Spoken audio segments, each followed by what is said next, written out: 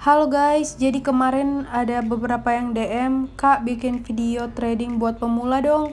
Oke deh, sekarang gue mau bikin video sedikit penjelasan buat kalian yang bener-bener pemula, yang bener-bener baru mau terjun ke dunia trading binary option di Binomo. Yang pertama, kalian buka dulu website dari Binomo itu sendiri. Setelah itu kalian login. Kalau misalnya kalian yang belum daftar, kalian bisa daftar dulu. Cara daftarnya gampang banget. Tinggal masukin email, nomor telepon, dan bikin kata sandi. Nah, ini adalah tampilan awal ketika kita ngebuka website dan udah login. Kita langsung masuk ke market utamanya, yaitu kripto.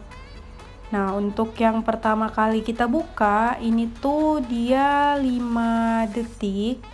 Nah, kita ganti dulu guys, jadi 1 menit. Karena 5 detik atau di bawah 1 menit itu terlalu cepat. Selanjutnya kita pakai indikator MA, moving average atau garis rata-rata. Nah, di sini gue mau ganti harusnya 10, tapi kayaknya itu gue lagi nggak perhatiin, makanya gue taruh 20. Oke, baru abis itu di sini gue pakai Bollinger Band. Nah, ini dia, gue udah nggak ganti, jadi periodenya 20. Nah, di sini gue baru sadar ternyata MA-nya gue taruh 20, pantesan sama ya. Jadi gue langsung ganti aja jadi 10.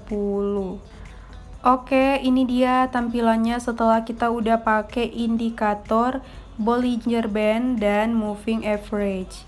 Nah, di sebelah kanan ini dia ada nominal untuk kita open posisi dan dimulai dengan 14.000. Dan di bawahnya ada waktu, yaitu kita kayak bisa ngatur waktunya, kita mau open posisi di menit ke berapa. Oke, selanjutnya di sini kita kalau misalnya mau open posisi, kita bisa pencet hijau ke atas dan merah untuk turun ke bawah. Nah, itu dia. Kalau misalnya kita arahkan pencet ke atas, dia bakalan ada tanda panah kayak gitu buat ngarahin.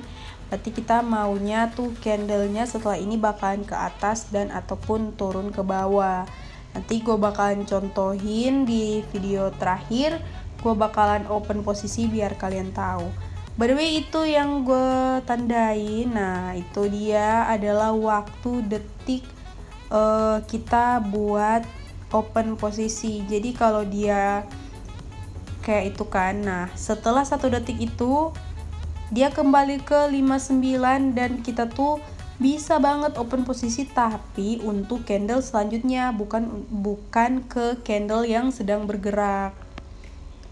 Oke, di sini kita bisa ngeliat trennya tuh lagi turun. Jadi setiap kita mau open posisi, kita juga harus perhatikan dulu ini trennya naik atau turun. Nah, di sini gue bakalan ngejelasin untuk garis support dan resisten. Nah, ini gue lagi bikin garis support. Garis support itu posisinya ada di bawah ya guys. Jadi kayak dia kan sama rata gitu. Terus habis itu candle dari ujung kanan ke ujung kiri paling bawahnya itu sejajar pastinya. Nah, kalau dia sejajar itulah yang disebut dengan garis support. Kalau garis resisten itu posisinya ada di atas guys. Jadi kalian ingat aja, support itu ada di bawah dan resisten itu ada di atas. Cara kita menentukannya, kita bikin dulu garis kayak gini. Jadi sebelah kanan dan sebelah kiri itu bagian bawahnya sejajar. Nah, itulah yang kita sebut dengan garis support.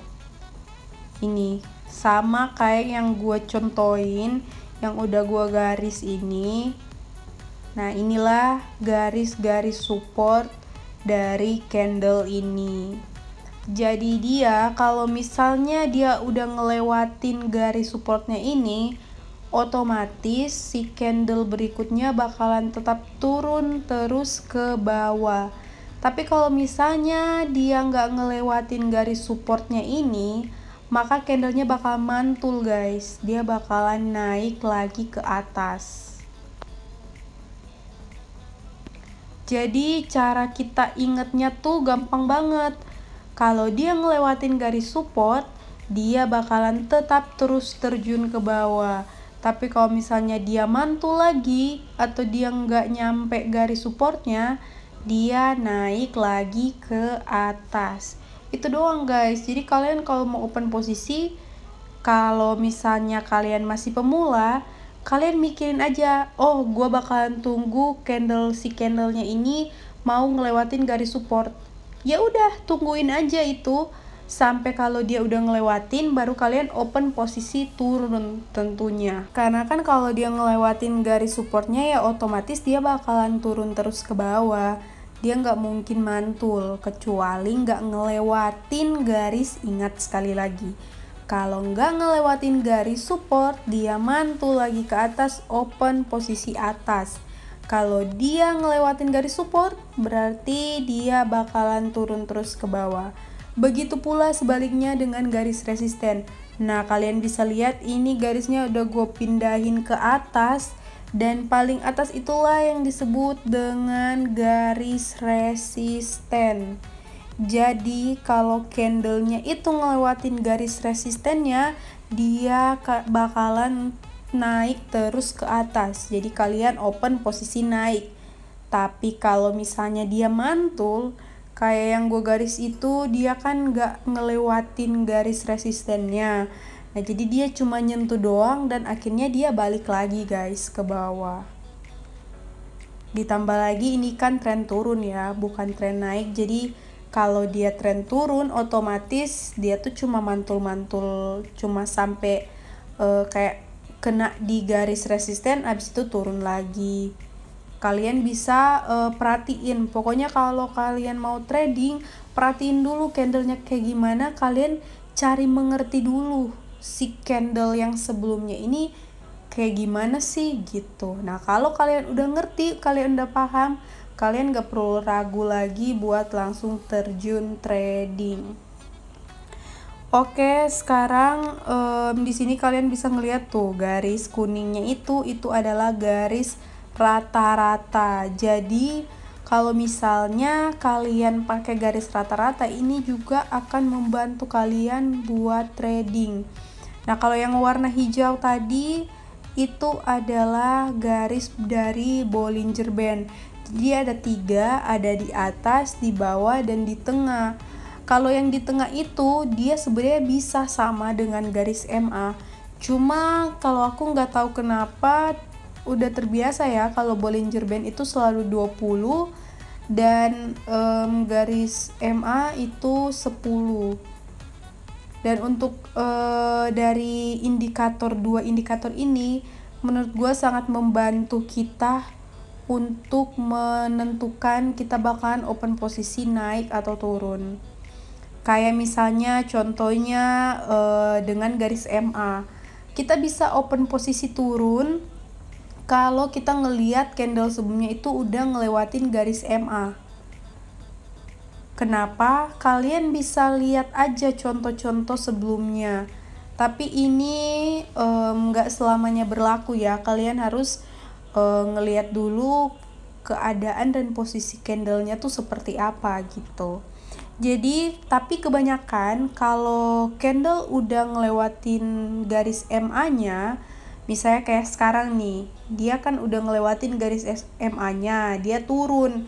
Candle selanjutnya itu pasti bakalan turun dan diikuti juga dengan garis supportnya yang udah dilewatin sama candle sebelumnya. Maka dari itu dia kemungkinan bakalan turun.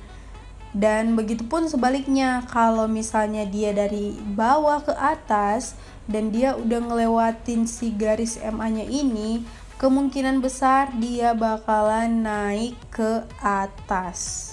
Dan untuk garis Bollinger Band-nya ini, Kalau gue sih lebih ke menentukan si candlenya ini ya. Jadi kayak kalau misalnya tiba-tiba dia mau mengarah tren turun atau naik, ujung dari garis Bollinger Bandnya ini dia bakalan melebar. Jadi yang di atas bakalan ke atas, yang di bawah bakalan ke bawah. Kayak gimana ya? Kayak dia melebar gitu loh. Nah, tapi kalau misalnya yang posisi sekarang kalian ngeliat tuh, dia nggak ngelebar sama sekali kan? Dia malah kayak semakin tertutup. Nah, kalau dia semakin tertutup berarti tandanya candlenya tuh bakal muter di dalam itu doang. Jadi kalau kayak dia melebar, dia pasti bakalan turun terus atau naik terus. Tapi kalau dia kayak semakin menyempit, berarti candlenya tuh ya cuma muter-muter di situ doang gitu. Nggak ada tren naik atau tren turun. Jadi menurut gue Bollinger Band juga sangat membantu untuk gue memastikan ketika gue open posisi. Karena menurut gue tuh kita kalau misalnya mau trading bukan sekedar nebak, bukan sekedar mengira-ngira, tapi kita harus belajar juga tekniknya dan kita manfaatkan indikator yang ada untuk lebih membantu agar kita bisa profit dan yakin profit. Kalau misalnya kita nggak pakai indikator, kita tuh kayak profit atau enggak kemungkinannya sama 50% tapi kalau misalnya kita pakai dengan bantuan indikator kita bisa dapat kemungkinan profit 80% dan 30% tuh loss karena kembali lagi teori itu enggak 100% benar ya, bisa jadi juga dia meleset. Tapi setidaknya dengan bantuan indikator, kemungkinan profitnya tuh lebih banyak daripada loss. Selebihnya itu sih menurut gue informasi yang sangat penting untuk pemula yang wajib banget untuk kalian ketahui sebelum kalian terjun dalam dunia trading. Oke, seperti janji di awal tadi gue udah kasih tahu kalau gue mau trading, mau open posisi 1 kali di sini sebelum kita menutup penjelasan pada saat ini. Yang pertama gue ganti dulu karena saldo gue adalah 2 juta, jadi gue mau ganti 20.000. Sebenarnya bisa aja sih berapapun yang gue mau, tapi kita harus kembali lagi. Kalau mau trading, money management harus diperhatikan, open posisi 1% atau sampai 10% lah maksimal dari saldo yang kita punya.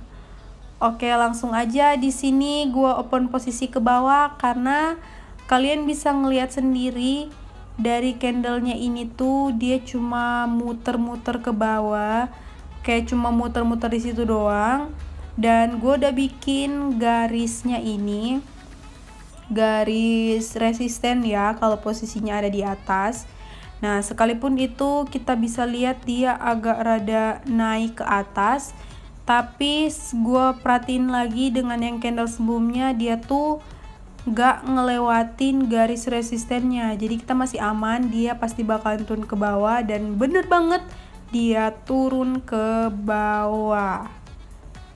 Gampang banget kan buat open posisi, cuma dengan ngeliat garis resistennya dan kita profit. Oke, sekian dulu video kali ini, semoga membantu. Thank you.